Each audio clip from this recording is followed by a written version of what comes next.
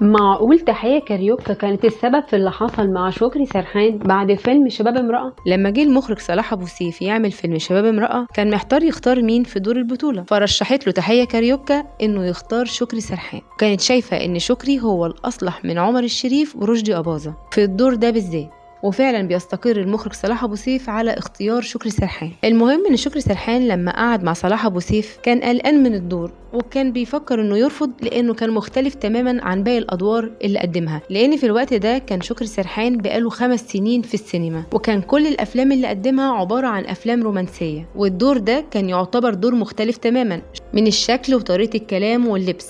فشكري قال لتحية أنا بفكر ما اعملش الفيلم ده. فتحية كاريوكا كان ردها عليه اوعى تخسر الدور ده هيكون أهم دور في حياتك، انت بعد الفيلم ده هتبقى في حتة تانية خالص. وفعلا بيقدم شكري سرحان دور الطالب اللي جاي من الأرياف بطريقة مبهرة، وفعلا بعد الفيلم ما اتعرض وحقق نجاح كبير جدا بقى شكري سرحان في حتة تانية خالص فعلا زي ما قالت له تحية كاريوكا بالظبط، وقدر يحقق نجومية كبيرة جدا وبقى في الصف الأول من النجوم، وبقى يصنف شكري سرحان من أهم نجوم السينما في الوقت ده.